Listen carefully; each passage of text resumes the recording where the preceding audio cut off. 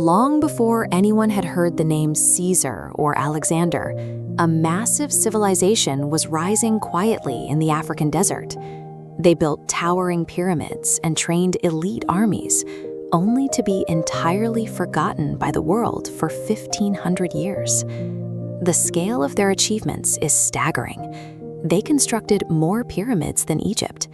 They were led by warrior queens who humiliated the Roman Empire on the battlefield, and they engineered a complex writing system that, to this day, no one on Earth can fully read.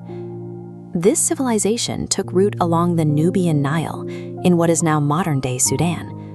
Looking at this map, you can see how the river is broken up by 6 great cataracts. These violent, churning rapids made navigation nearly impossible, carving out a natural, fortress-like corridor of green right through the middle of the deep desert. For a long time, history treated this region as little more than a footnote. The Egyptians called it the land of the bow after its deadly archers. To them, it was an infinite ATM to be mined for gold, ivory, and exotic goods.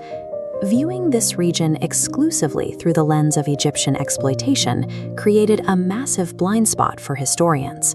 While the powers in the north were demanding tribute, a highly organized, rapidly evolving society was forming in the shadows. By the 8th century BCE, the Egyptian empire was collapsing. It fractured into competing petty kingdoms ruled by local princes, and its 3,000-year-old religious traditions were falling into disrepair. Watching this chaos from the south was the Kushite king Meroë. When he marched his army northward into Egypt, he didn't treat it as a standard military invasion.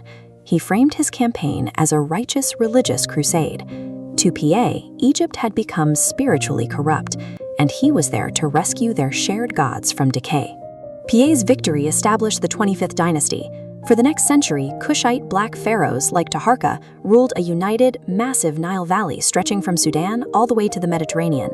If we look at this royal portrait of Taharqa, you can see a genuinely African ruler integrating his own distinct physical features directly into the traditional pharaonic crown and pose. Their reign over Egypt eventually met a terrifying obstacle from the east, the Assyrian Empire. Equipped with advanced iron weaponry and heavy siege technology, the Assyrians forced the Kushite pharaohs into a calculated tactical retreat back down the Nile. Shedding their Egyptian holdings allowed the Kushite state to preserve its army and focus on its true, independent African heartland. Sometime around 270 BCE, the capital moved further south to the city of Meroë. This shift transformed Kush from a state centered on Egyptian-style religious authority into an industrial powerhouse. Meroë became the iron-smelting capital of ancient Africa. Massive slag heaps accumulated as they churned out iron weapons and agricultural tools, feeding an industrial operation that sustained both their massive crop yields and their military might. The city also sat at a critical geographic choke point. They were the irreplaceable middleman, managing the flow of gold, ivory, and exotic animals to foreign courts. As their wealth grew, their culture deliberately diverged from Egyptian traditions. You can see this clearly in their architecture. The Kushite pyramids at Meroë are smaller and far more numerous than the ones at Giza, and they rise at a much steeper, sharper angle of roughly 65 to 70 degrees. Their religion shifted too. The Kushites began worshipping deities with no Egyptian equivalent at all, like Apetamak, a warrior lion god of the desert, whose symbolism was rooted entirely in the African savanna. Meroë represents the absolute peak of Kushite power.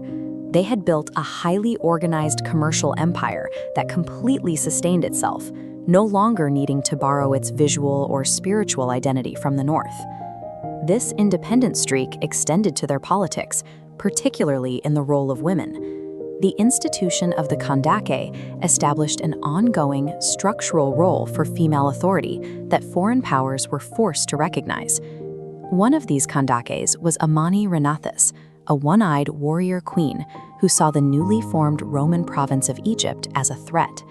Instead of waiting for an invasion, she launched a massive preemptive strike across the border. Her forces swept through the First Cataract, sacking Roman cities, and deliberately carrying off bronze statues of the Emperor Augustus as war trophies. In a masterful stroke of psychological warfare, Amani Renathus brought a bronze head of Augustus back to Meroë.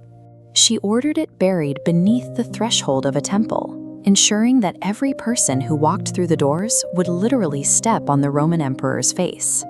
Rome counterattacked, but the Kushites fought them to an absolute standstill. The eventual peace treaty was practically unheard of in Roman history. The borders were restored, hostages were freed, and Rome agreed to demand zero tribute from Kush. An institutionalized matriarchy had managed to inflict enough tactical pain on the world's greatest military machine that Rome decided peace was cheaper than conquest. The unintended consequences of industrial success eventually proved more destructive to Kush than any foreign superpower. Centuries of continuous iron smelting at Meroë required astronomical amounts of charcoal.